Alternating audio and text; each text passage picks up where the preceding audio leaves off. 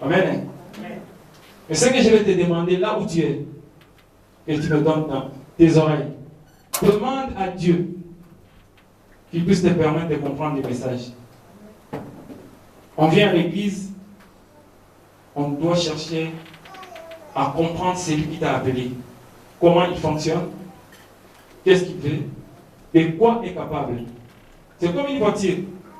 Quand tu achètes une nouvelle voiture, tu dois chercher à entrer en intimité avec la voiture pour mieux comprendre le fonctionnement de la voiture. Il en est de même pour nous avec Dieu. Trop souvent, on pense que Dieu pense comme nous. Et la Bible dit, il est un esprit. Parmi nous, il n'y a personne qui a vu Dieu. Personne. Depuis son histoire. Jésus-Christ, quelqu'un peut dire oui, parce qu'il y a des écrits. Il était né quelque part. L'histoire nous démontre que Jésus avait des parents biologiques. Mais Dieu, il n'y a personne qui l'a vu. C'est au travers ces paroles et qu'on commence à comprendre il y a un inconnu à la personne de Dieu. Et tant qu'enfant de Dieu, trop souvent, on prend des engagements sans qu'on puisse consulter Dieu. Et quand on arrive dans les carrefours des problèmes, c'est là qu'on commence à se souvenir de Dieu, en attribuant des responsabilités à quelqu'un qui est à côté de toi, de loin, c'est à cause de lui. Non, bien aimé dans le Seigneur. Aujourd'hui, on va faire une étude sur une personne qui n'était pas une personne comme les autres.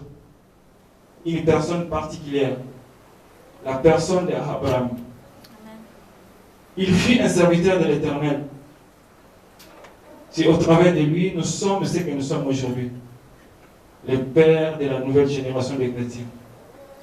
Amen. Amen. Nous allons étudier l'obéissance et comprendre qu'est-ce que l'obéissance. Et dans l'obéissance, il y a un résultat positif qui ne peut être qu'une bénédiction. Mais trop souvent, on veut être béni sans qu'on puisse obéir. C'est une erreur. Nous prenons la Bible. Dans le livre de Genèse 1, les versets 3 à 4, on va lire 3 textes et on va développer. Commençons par le livre de Genèse. Genèse 1, 3 à 4. Alors, je lis la parole de Dieu dans le livre de Genèse chapitre 1, du 3e au 4e verset. Là, il est écrit. Dieu dit que la lumière soit, et la lumière fut. Dieu vit que la lumière était bonne, et Dieu sépara la lumière d'avec les ténèbres. Amen. Amen. La Bible mentionne Dieu, le créateur de toutes choses. Il a créé la lumière et les ténèbres. C'est lui-même qui est le créateur. Après avoir créé son chef-d'œuvre, il décida de le séparer. Aujourd'hui, on va parler sur la séparation. Je ne te dis pas aller à la maison pour te séparer avec ton mari. Nous parlons de la séparation divine. Dieu qui a créé, il a séparé. il dit, il a vu que ça, ce n'est pas bon, donc vous ne pouvez pas marcher ensemble. C'est-à-dire, au préalable, ils étaient ensemble. Et Dieu a pu séparer, c'est-à-dire, il a détaché une partie, afin que chaque partie puisse aller dans son autonomie. Amen. Il savait le pourquoi. Je sais que c'est une décision très difficile quand on dit il faut se séparer, il faut se séparer. Tu commences à te lamenter, tu commences à faire trop de raisonnements. Et moi, je ne te parle pas des choses qui ont un chemin de bénédiction pour toi. Je te parle de ce qui peut être un blocage pour ta bénédiction. Que ce soit dans ta famille, dans ton entourage, dans ce que toi tu aimes. Si cela n'est pas bon pour Dieu, je vais te dire, tu dois prendre une décision. Ce n'est pas facile à prendre, mais avec Dieu, tout est possible. Amen. Amen. Amen. Trop souvent, nous prenons des décisions parce qu'on n'a pas consulté Dieu. Non, c'est ma sœur, avec qui nous avons grandi. Nous sommes restés ensemble. Et voilà, je vais rester avec elle. Bien-aimé dans le Seigneur, Dieu dit, ayant vu que cela n'était pas bon, il le... Amen. Vous ne voulez pas. Il faut parler. Vous allez vous séparer à ceux qui ne glorifient pas Dieu. Tu ne peux pas être dans ta vie condamné parce que tu as le sentiment à vivre avec une personne, à marcher avec une personne, à aimer une chose qui est un blocage pour toi. Ici, c'est Dieu même qui se porte garant. Parce qu'on dit, la charité bien ordonnée commence par soi-même. Il a commencé lui-même à donner l'exemple sur la séparation. Il dit, je dois le séparer parce que l'autre ne peut pas marcher avec l'autre. Et toi aussi, tu dois le faire. Si cela est difficile, nous allons voir comment Dieu va t'encourager dans le livre de Jean 16, le verset 1.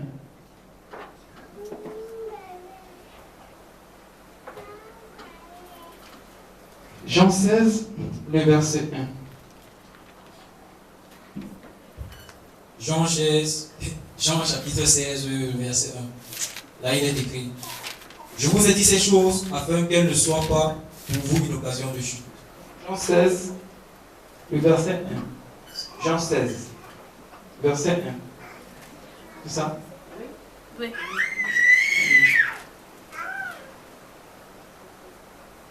Je crois que c'est le verset où Dieu parle que vos cœurs ne se trompent point. Jean 14, excusez-moi, c'est moi qui avais noté mal. Le verset 14. Jean 14, le verset 1. Jean chapitre 14, le premier verset. Que votre cœur ne se trouble point. Croyez en Dieu et croyez en moi. Amen. Amen. Est-ce qu'on peut acclamer la parole de Dieu? Amen.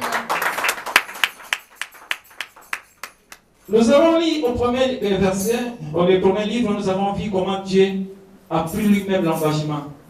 Comme on a l'habitude de dire, ça n'engage que moi. Il a créé une séparation par rapport à une créature qu'il avait fait. Parce qu'il a vu qu'il n'y avait pas de convénience que ces deux choses puissent marcher ensemble. Et pour toi qui as le problème de faire un choix, il vient encore te soutenir pour faire un choix par rapport à ton bien. Il dit que ton cœur ne se trouble pas. Donc tu dois faire la confiance avant que tu puisses prendre une décision. Tu vas te confier à Dieu. Et c'est le Dieu-là qui va te donner l'envie, le courage, l'intelligence, la sagesse de faire un bon choix. Amen. Amen. Je suis venu parler à quelqu'un ce matin. Dieu est prêt à t'aider. Mais cela dépendra que de toi. Tu dois prendre un engagement par rapport à ça et commencer à marcher avec la volonté de Dieu. Nous venons à l'église, on nous enseigne la parole, mais trop souvent, quand nous sommes devant une situation, on oublie de quoi Dieu est capable. On cherche à aller chercher un soutien vers une chair. Mon frère, ma soeur, mon ami. Bien-aimé dans le Seigneur, la Bible appelle ces hommes, ce sont des insensés. C'est-à-dire, ils font leur confiance, fondée sur leur intelligence. Mais toi, un enfant de Dieu, tu ne peux pas compter sur les 5 sens que Dieu a donné à l'homme. Tu dois chercher l'intelligence par excellence. Comme il en était le cas comment l'appeler, celui qui était à Babylone. Dieu lui avait fait la différence par rapport à son intelligence. Mais nous ne voulons pas demander la volonté de Dieu. Nous voulons faire des choses selon notre volonté. Et aujourd'hui, je vais démontrer que ce que nous choisissons selon nous, c'est un danger pour nous. Voilà un homme comme Abraham, qui était un serviteur de l'Éternel, qui avait une bonne vie. La Bible dit qu'il ne lui manquait rien. Il connaissait la volonté de Dieu. Il savait qui était Dieu. Et un jour, Dieu le visita. C'est là que nous allons faire notre titre, à la personne d'Abraham. Dans le livre de Genèse 12, on va lire 12 et 13, c'est là que nous allons vraiment rester trop souvent pour développer notre message.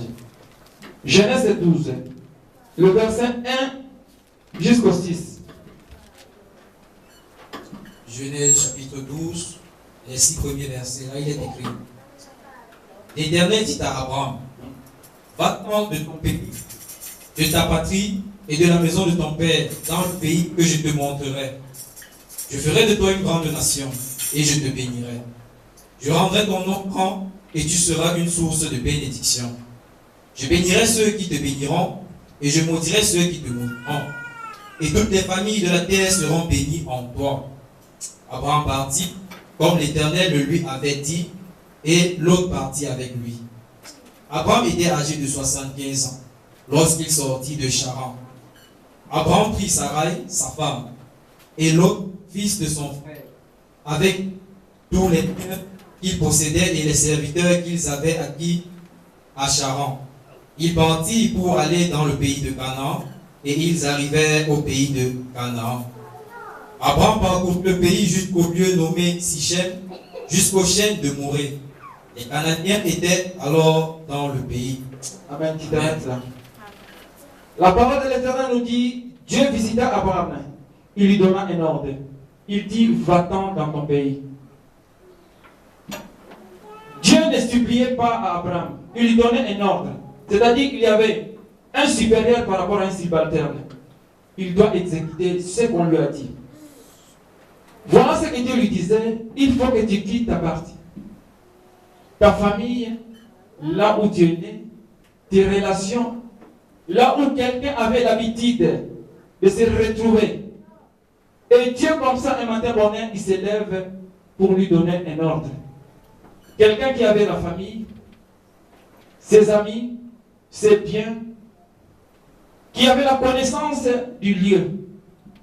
Et Dieu lui dit, lève-toi et va. C'est un ordre. Combien de fois Dieu t'a ordonné quelque chose et tu as obéi? La Bible dit, cet homme n'a pas ouvert sa bouche pour chercher à se justifier, comme il en est avec nous trop souvent. La Bible dit, Dieu lui a donné une promesse, et cet homme s'est levé par rapport à l'ordre et à la promesse que Dieu lui avait donnée. Dieu lui avait dit de quitter sa patrie, c'est-à-dire ta famille. Tout ce que tu as gagné dans le lieu où tu es, tu dois le laisser. Il lui a dit, tu dois partir. Mais la Bible dit ici, il est parti avec qui? Avec sa femme, avec ses biens, et aussi avec un neveu. Je m'explique. La Bible dit, l'homme quittera sa famille et s'attachera avec qui? Avec la femme, pour devenir une seule personne. Ça, c'est dans les concepts du mariage. Ok? Abraham était marié.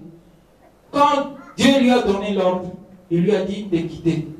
Il savait qu'il avait une femme qui était devenue une seule personne. Mais il lui avait dit une chose. Mais lui, dans la révélation de la parole, il n'a pas entré dans la révélation. Il a vu ses biens, il a pris les biens, il a vu son neveu, il a pris son neveu et ils sont partis. Or, dans la recommandation, quand quelqu'un vend en mutation, il ne prend que ce qui lui sert. Le bien, ça devrait rester parce que le lien que ces biens-là avaient pouvait avoir un inconvénient, une barrière par rapport à la mission que Dieu lui avait donnée. Et lui, il n'a pas fait attention. Écoutez-moi bien, peuple de Dieu. Nous devons faire attention quand Dieu nous parle. Quand Dieu te parle, tu dois faire attention. Et trop souvent, quand on ne fait pas attention, on dit, selon moi, c'est comme ça. Tu vas, et quand tu as des résultats, tu commences à accuser même Dieu. Mais c'est lui qui m'avait dit. Mais comment je vois ça? Bien-aimé dans le Seigneur, il n'y a personne que Dieu avait choisi. Il lui a confié la mission. Et il n'avait pas la provision. Non. Mais lui, il s'est attaché à certaines choses que Dieu, il savait pourquoi il devait quitter. Il a obéi, c'est pas mauvais. Mais quand il est parti, c'est Dieu qui a parlé avec lui. Il n'a pas parlé avec l'autre. L'autre n'avait rien à voir dans sa vie. Et ce sont les choses que nous vivons aujourd'hui. Tu vas au mariage, tu veux que ta maman soit là. Tu vas au mariage, tu veux que ton oncle soit là.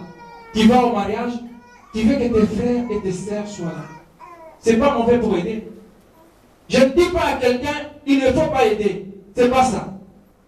Mais je suis en train de parler d'un concept de la bénédiction qui concerne le mariage. Quand on donne l'invitation à un homme marié, je crois, les prioritaires, c'est la famille. Et quand on parle de la famille en sociologie, le père, la femme et les enfants. Le neveu n'a rien à voir avec toi. Le neveu ne fait pas partie de la famille restreinte. On doit comprendre certaines choses, bien aimées dans le Seigneur. Il y a la famille étendue, il y a la famille restreinte. Ta famille, c'est ton mari, ta femme et tes enfants. Et Dieu dit à Abraham, tu dois quitter là où tu es. C'est-à-dire, tu vas te séparer avec ceux qui sont là. Parce que moi, je vais te visiter. Et quand Dieu veut visiter une personne, il ne peut pas permettre ce qui est, sera comme un sujet de blocage, soit dans l'accompagnement de la personne. Et Abraham n'a pas fait cas. Il est parti. La Bible dit, Abraham est parti. Il a pris sa femme. Il a pris ses biens. Et bien aimé dans le Seigneur, nous voyons ici, la nature aussi nous enseigne. Si quelqu'un, il est italien, on lui envoie dans une mission pendant 1 mois en France. Je ne crois pas qu'il se déplace avec une maison. Non, bien aimé dans le Seigneur. S'il va partir avec sa femme, il prend les choses essentielles. Elle va partir avec sa femme qui est dans la mission. C'est bien, la maison, tout ce qu'il a, la voiture, ça doit rester. Et voilà cet homme que Dieu lui a dit, il faut quitter. Il a oublié qu'il devrait quitter même les choses qu'il avait trouvées dans sa nation. Si Dieu a dit de quitter ta famille, les biens que tu as trouvés dans la famille, tu ne pouvais pas partir avec. Et il est parti avec ça. Et il a pris aussi l'autre. Il a eu l'obéissance, mais l'écoute de la parole, de la voix de Dieu. Quand nous venons à l'église, qu'est-ce que nous demandons à Dieu quand il parle? Parce que lui, il nous connaît. Par nos noms. Il sait que c'est nous qui sommes ses enfants. Ce n'est pas nous qui avons cherché Dieu pour devenir notre Père. La Bible dit, il dit, c'est moi qui vous ai choisi comme un fils, fille. C'est-à-dire un père.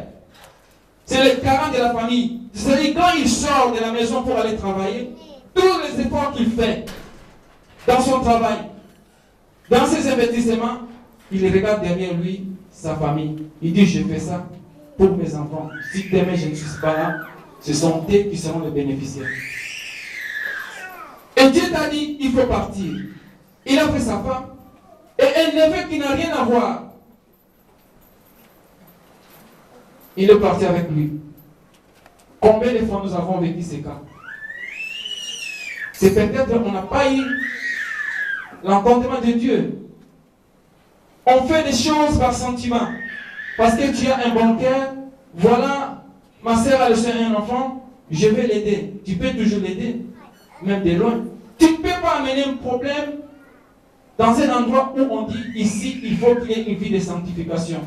Ici, vous ne pouvez pas augmenter le nombre. Et toi, tu prends encore une autre personne. Dieu te prend en charge, toi aussi, tu prends une autre personne en charge. Bien aimé dans le Seigneur, on ne peut pas aider Dieu. Combien de fois nous avons voulu aider Dieu et nous avons vu les résultats? Tu t'es marié, tu es une femme mariée, tu es un homme marié. C'est toi là. Chaque fois que tu rentres à la maison, il y a un problème, tu prends ton téléphone. Maman, tu sais. Et ta maman, qu'est-ce qu'elle va dire? Elle va haïr ta femme. Elle va haïr ton mari. Parce que chaque fois que tu prends le téléphone, elle me fait ça, elle me fait ça. Or, le mariage, c'est quelque chose qui est pour deux personnes. Si deux personnes ont un problème, il y a possibilité d'arranger. Quand la troisième personne vient, même au jugement, quand le juge intervient, quelque chose arrive. Toi de l'autre côté, l'autre 100 mètres. Il y a quoi? Il y a un inconvénient. Aujourd'hui, je suis en train de parler de la séparation qui vient de l'Éternel. Quand nous sommes assises, quand nous prions Dieu, nous devons demander à Dieu qu'il puisse ouvrir les yeux, les oreilles, pour comprendre ce qui ne peut pas permettre ta bénédiction. Le Messie avait un bon père, dit, voilà mon neveu, viens avec moi et nous allons partir. L'homme, le cœur de l'homme est très méchant. Toi tu crois que c'est mon frère, mais par rapport à ce que tu as, par rapport à la bénédiction que tu auras, cet homme ne sera pas content. Amen. Amen. La Bible dit, Abraham est parti, et comme l'Éternel lui avait dit, et l'homme partit avec lui. Elle a pris sa femme, elles sont parties, comme l'Éternel lui a dit, et ils sont arrivés dans le pays qui était encore occupé. Et Dieu commence à lui parler.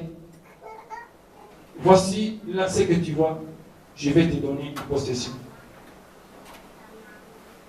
Il lui a fait voir, mais Dieu n'a pas confirmé. Il y avait une personne à côté de lui qui était un sujet de blocage, mais lui ne voyait pas ça. À l'œil humain, il voyait, c'est quelqu'un de ma famille. Or, au préalable, Dieu lui avait dit, il faut quitter les lieux où tu as grandi, où tu es né, où tu vis. Où sont tes parents? Il ne lui a pas dit, prends ce que tu as. Parce que Dieu savait ce qu'il allait faire pour lui. Et la personne qui était à côté de lui, il ne savait pas que l'oncle était un appelé de Dieu. Il n'a pas droit aux bénédictions. Mais par erreur, par sentiment, Abraham amena son frère, son neveu. Et ils sont partis. Et qu'est-ce qui s'est passé? Dieu doit retarder sa mission. Il te voit. Et combien de fois on fait les bilans pour savoir ce que nous faisons?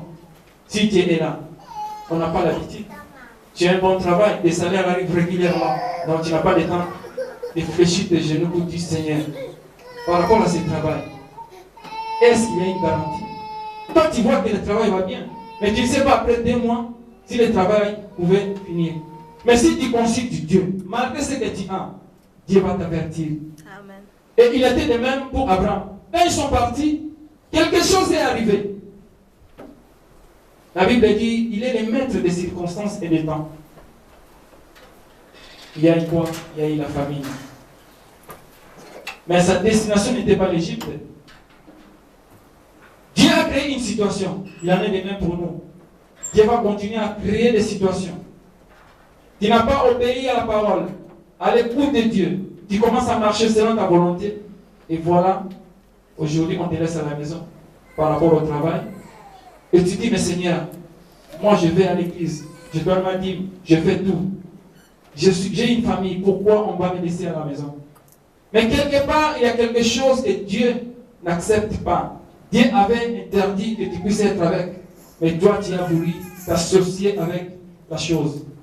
Quel est l'ordre de ta vie, bien-aimé dans le Seigneur? L'ordre ne doit pas seulement être une personne. Tout ce qui empêche ta bénédiction dans la marche avec le Seigneur, tu dois te séparer avec. Et c'est à toi de chercher. Quand Abraham a vu que quelque chose n'allait pas, il dit, mais le Seigneur m'a appelé.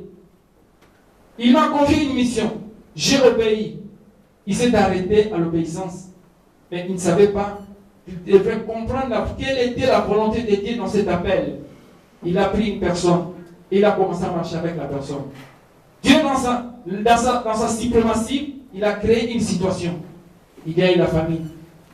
Et quand il y a la famille, il faut chercher à s'approvisionner. Où il faut aller? Là où il y a la provision. La Bible dit, ils se sont allés vers l'Égypte. qui étaient hors de la destination. Et quand ils sont arrivés en Égypte, il y a eu quelque chose qui s'est passé. Dieu a permis une situation, afin que tu puisses retourner en lui. Chercher sa face, c'est comme il dit dans la parole, invoque-moi, je te répondrai. Combien de fois, dans tes échecs, tu t'es retourné pour chercher la face de Dieu? Je ne sais pas. Quand il y a un échec, la première des personnes accusées, s'il y a un problème avec une tante, c'est elle. Non, bien aimé dans le Seigneur. Il n'y a aucune condamnation pour ceux qui sont en Jésus-Christ. Tu as donné ta vie en Jésus-Christ. Dieu, le Créateur, t'a accepté comme son fils. La Bible dit, c'est lui qui garde Israël, il n'a ni sommeil et ne dort point. C'est-à-dire, tout ce qui se passe, lui, il voit ça. Quel est ce problème qui peut t'arriver et Dieu ne peut pas voir? Et Dieu ne peut pas être au courant. Tout dépend de toi. Quelle est la communion que tu as? Quelle est l'intimité que tu as avec Dieu? Dans tes problèmes, quelle est la personne que tu consultes afin que Dieu puisse te révéler? C'est une question que pose à nous tous. Quand quelque chose ne va pas, qu'est-ce que tu fais? Tu te demandes. Tu oublies qu'il y a une personne qui t'a pris en charge. C'est lui qu'on appelle le Créateur. Le Dieu vivant d'Israël. Le Dieu qui est capable de tout. Le Dieu des solutions.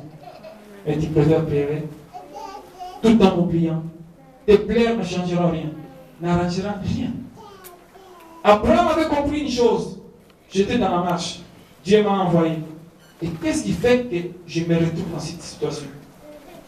Il a insisté d'une manière charnelle pour trouver une solution par rapport à son problème en allant en Égypte. Et la Bible dit, Dieu a créé une situation par rapport à la beauté de sa femme. Et le roi Pharaon est tombé amoureux de cette femme. Et Dieu a intervenu en parlant à Pharaon. La Bible dit, le roi, ayant compris que cette personne appartenait à un être suprême, il les renvoya avec tout ce qu'ils avaient. Il dit, vous ne pouvez pas vous séjourner ici, il faut repartir là, vous êtes bénis. Et Abraham a commencé à comprendre. Si cette chose m'arrive, c'est-à-dire, il y a quelque chose qui ne va pas. Ce n'est pas une personne qui va intervenir et va intercaler ta bénédiction. C'est ton intimité, ta marche avec Dieu. Dieu est juste à ceux qui sont justes à lui. Il est fidèle à ceux qui sont fidèles à lui. Abraham n'avait pas désobéi. Et par rapport à la chair qui avait pris place à Dieu, Dieu voulait lui porter sur la juste voie. Il est entré et on lui a chassé. Et qu'est-ce qui s'est passé après? La Bible dit, il devrait chercher la face de l'Éternel. Quand ils sont sortis, il est arrivé là où il avait prié ce Dieu-là. Il a cherché la face de l'Éternel. La Bible dit, quand on cherche la face de l'Éternel, il y a toujours une réponse. Combien de fois tu as prié à Dieu et Dieu n'a pas répondu? Ça dépend de la prière que tu adresses à lui. C'est un moyen de communication avec Dieu. Il n'y a personne dans la Bible qui a invoqué Dieu et Dieu ne l'a pas répondu. Quand quelque chose ne va pas, retournons à celui qui nous a appelés comme ses fils. Comme la nature nous enseigne. À la maison, quand un enfant a besoin de quelque chose, il va de gauche à droite, à la fin, il retourne vers ses parents pour dire, j'ai besoin de ça. Et par rapport à ça, les parents font un effort pour résoudre les problèmes. Il en est de même pour nous. Quand ça ne marche pas, tu essayes, tu vas à gauche, à droite, ça ne marche pas. Il faut faire un bilan. Je suis allé à gauche, quels étaient les résultats? À droite, quels étaient les résultats? Je dois m'arrêter pour faire le bilan. Et quand on fait le bilan, on sait ce qu'on gagne. Il y a des gains ou les pertes. Alors si ça ne marche pas, il faut repartir sur des nouvelles bases. Retourner encore à celui qui m'a créé à son image pour lui rappeler, tu m'as dit que ton cœur ne se trouble pas. Pourquoi dans cette situation, je me trouve dans cette condition? Et Dieu va te répondre. Il avait cherché la face de l'Éternel et Dieu lui avait répondu. De nouveau, Dieu est venu visiter Abraham. Et quand il a visité Abraham, il continuait toujours à lui dire, voilà ce que je t'ai promis. Et il était toujours avec son frère. Et Dieu ne pouvait pas agir. Il ne peut pas être quand je vais te bénir. Mais toi, tu l'attaches. Tu veux la bénir toujours. Tu veux rester avec la personne. Tu veux rester avec l'attitude.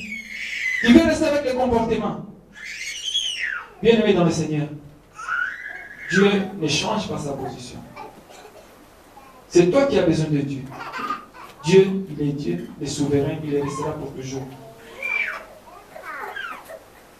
Dans nos vies, on doit apprendre à faire les bilans, les contrôles de notre marche, de nos comportements. Ce que je fais par rapport à Dieu, ça peut me produire. Tu ne peux pas être un chrétien qui vient à l'église le dimanche et le samedi, tu es dans une boîte. C'est toi qui es la plus grande danseuse de la boîte. Le dimanche, tu viens ici, tu es la deuxième qui danse à l'église. Et quand tu commences à demander à Dieu, bien aimé, on ne se ment pas avec Dieu. Ce n'est pas moi qui ai écrit ça, c'est la parole. Si nous voulons être visités avec Dieu, nous devons être corrects avec Dieu. Nous devons nous séparer de ceux qui ne glorifient pas Dieu. Nous avons voulu être des chrétiens. Et pour être un vrai chrétien, il y a un principe. Par rapport à la connaissance de la parole, petit à petit, ce qui était difficile pour toi, si tu veux, Dieu va t'aider à devenir un bon chrétien, une bonne chrétienne.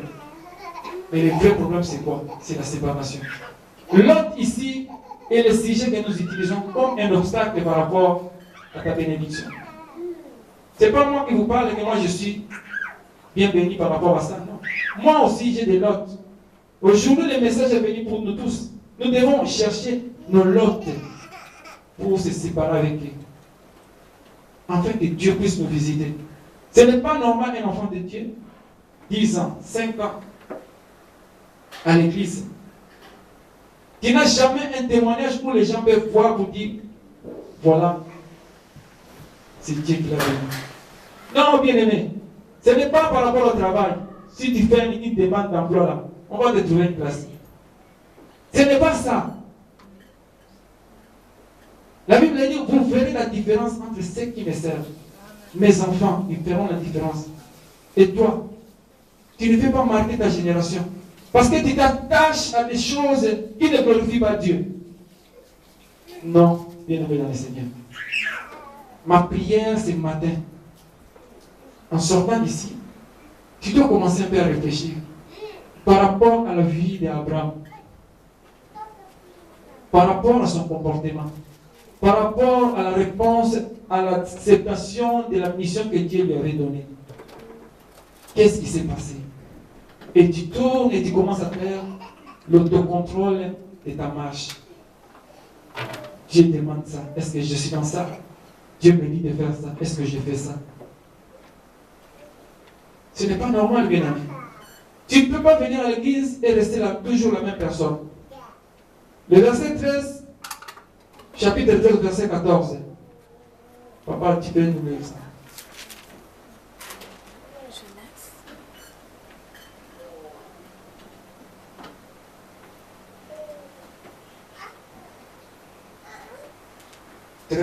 Genèse chapitre 13, verset 14 jusqu'à 17. 14 à 17. L'Éternel dit à Abraham, après que l'autre se fût séparé de lui, lève les yeux et du lieu où tu es, regarde vers le nord et le midi, vers l'orient et l'occident. Car tout le pays que tu vois, je le donnerai à toi et à ta postérité pour toujours. Je rendrai ta postérité comme la poussière de la terre en sorte que, si quelqu'un peut compter la poussière de la terre, ta postérité aussi sera comptée. Lève-toi, parcours le pays dans sa longueur et dans sa largeur, car je te le donnerai. Abraham leva ses tentes et vint habiter parmi les chaînes de Mamré qui sont près d'Hébron. Et il bâtit là un autel à l'Éternel. Amen. Amen. La parole de Dieu nous dit quoi? L'Éternel visita de nouveau Abraham et lui dit, après avoir séparé avec Lot, et voilà ce que je ferai de toi.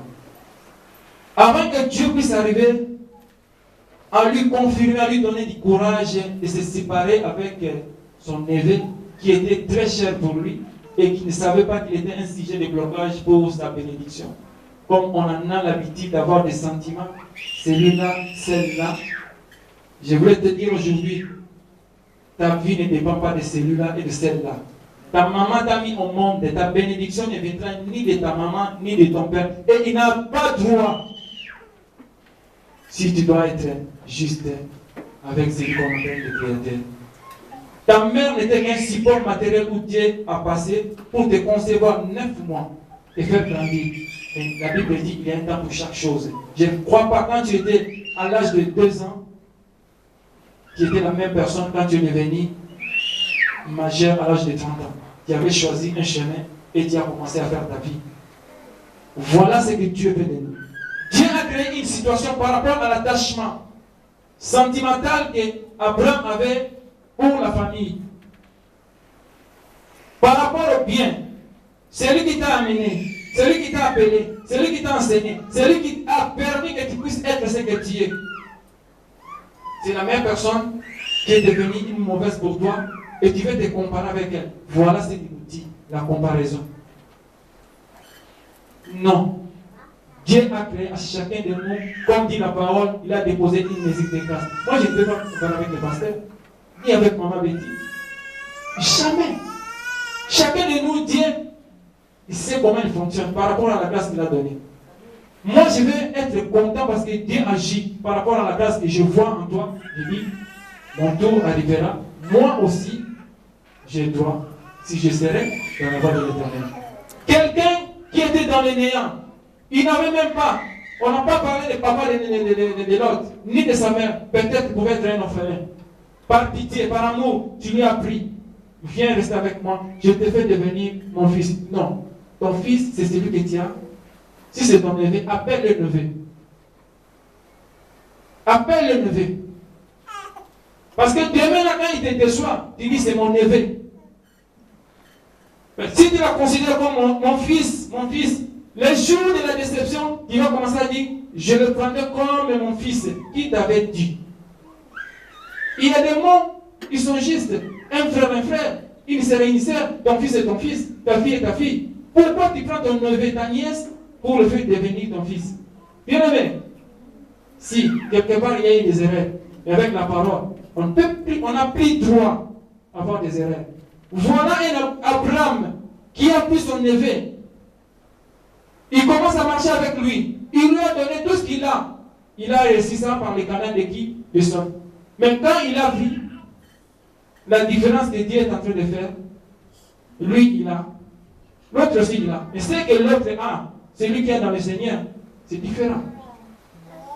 La parole de Dieu ne ment pas. Celui qui est dans le Seigneur, on va voir en lui. Parce que tu es une lumière. Quel que soit l'endroit, on va voir qu'il y a une lumière quelque part. Et moi, je t'ai pris. On commence à marcher ensemble. Tu n'avais pas même les droits. Et quelqu'un qui commence à créer la jalousie. Voilà pourquoi j'ai dit. L'air est grave. Tu dois te séparer de ce qui ne va pas glorifier. Ce qui peut être sujet de blocage pour toi. Dans ta famille. Dans ta marche. Si tu n'as pas une amie, reste avec Dieu. Est-ce que vraiment c'est nécessaire que quelqu'un puisse avoir une personne à côté de lui? Si aujourd'hui tu as quelqu'un, ça ne marche pas, l'autre ça ne marche pas. Prends ton temps. Tu ne peux pas dans la précipitation de faire un mauvais choix. Non. Ce n'est pas parce qu'on te connaissait avec les gens. Et demain les gens sont partis, ça devient un problème pour toi. Mais c'est Dieu qui toi tu vas dire ça, c'est une délivrance. Les personnes qui étaient à côté de toi, ce sont des personnes qui amènent chaque fois des problèmes. Si tu as 5 amis, tu dois t'attendre qu'il y a 5 problèmes. L'autre a créé des situations. Les bergers commencent à faire des discussions. Mais la Bible dit, un homme sage voit de loin. Il n'a pas cherché à discuter. Il dit non. Et toi, tu es mon cousin. Par rapport aux choses de ce monde, nous ne pouvons pas discuter. Toi, tu choisis. Et le reste, moi, je vais prendre. Parce qu'il savait qui était en lui. Combien de fois vous avez discuté? Combien de fois tu as été accusé injustement? Et tu continues encore à chercher à te défendre? Laisse la justice de Dieu prendre la place. Il n'a pas voulu faire la discussion.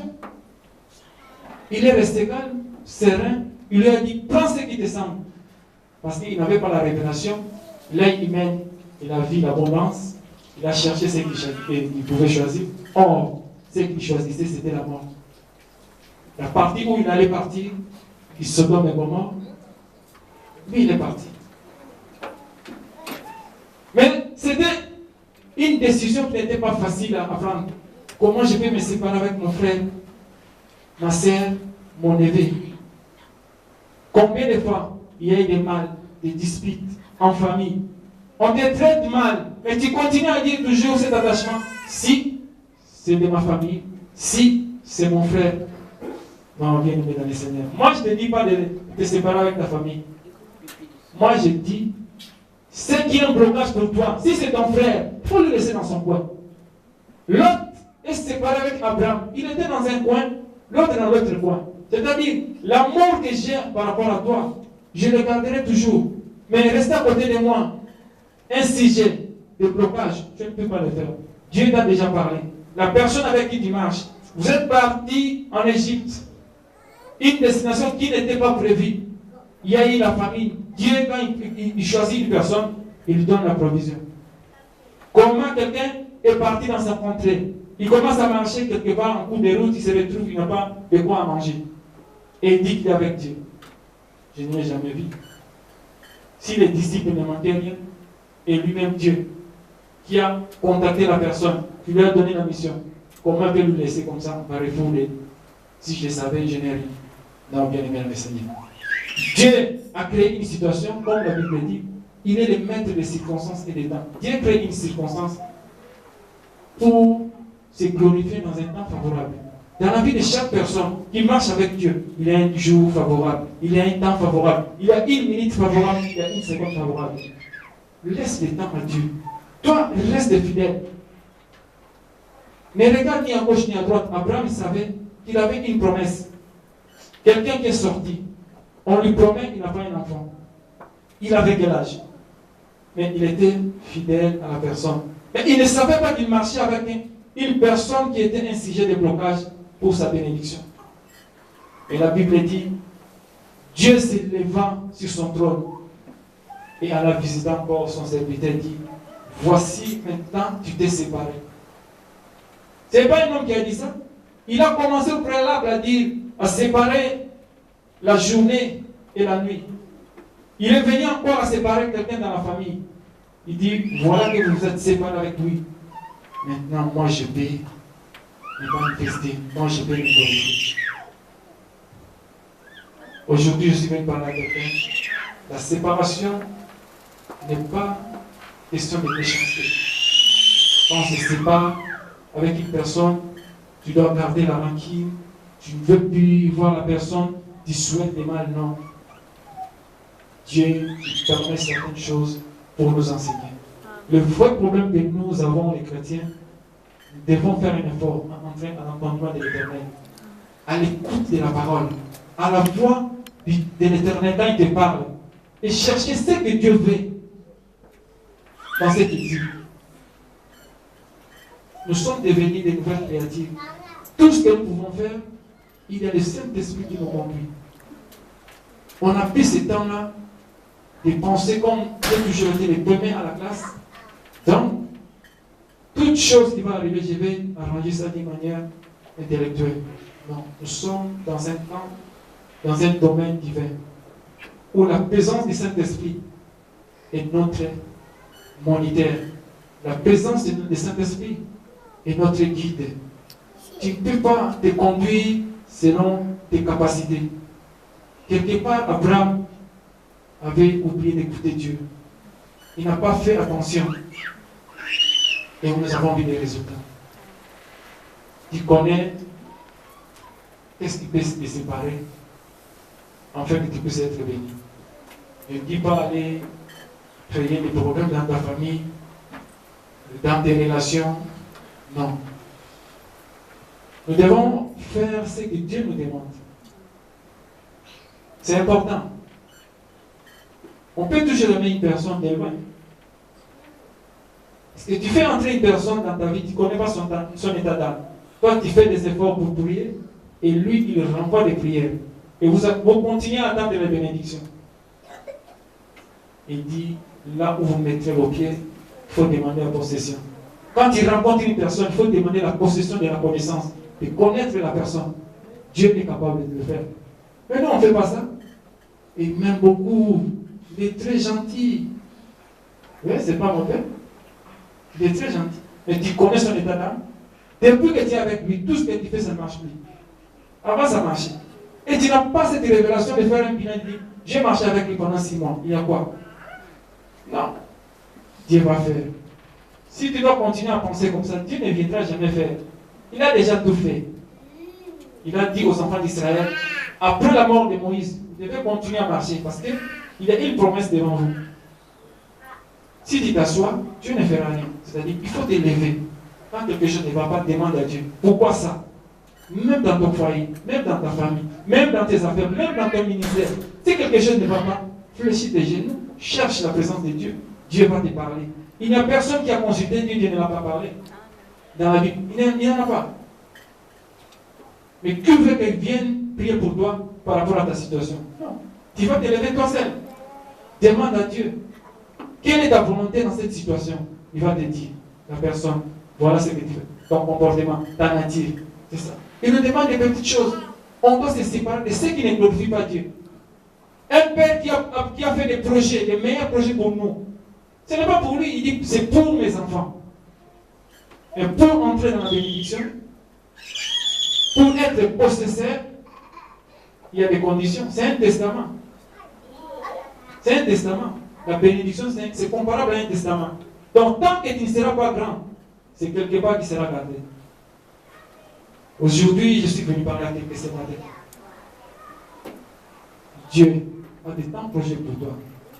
Et ta marche ne doit pas être accompagnée de ceux qui ne glorifient pas Dieu. Il a dit aux enfants d'Israël, vous allez passer de l'autre côté. Mais c'est donc on ne peut pas passer à pied. Il y avait un ordre que Dieu avait donné. Josué dit à ses enfants de se mettre dans des conditions. Sanctifiez-vous. Et moi, Dieu, je vais faire quelque chose. Quelle est ta vie? Ta position par rapport à Dieu? Dans tes problèmes, quelle est la personne que toi tu consultes? Lesquels? Il a commencé à marcher. Il a marché. Il obéissait. Et quelque part, Dieu a donné une réflexion. Dieu nous a appelés, il n'a pas ce temps de nous tenter. C'est le diable qui tente. Dieu ne tente pas. Il permet des circonstances pour te donner encore l'espace, l'espoir de réfléchir encore. Il dit, fais-moi confiance, n'ayez pas peur. C'est un choix difficile. Abraham n'avait pas le choix. Quand il a commencé à voir, Dieu l'a assisté pour faire le choix. Tu peux aussi faire le choix par rapport à l'arrivée de ta bénédiction.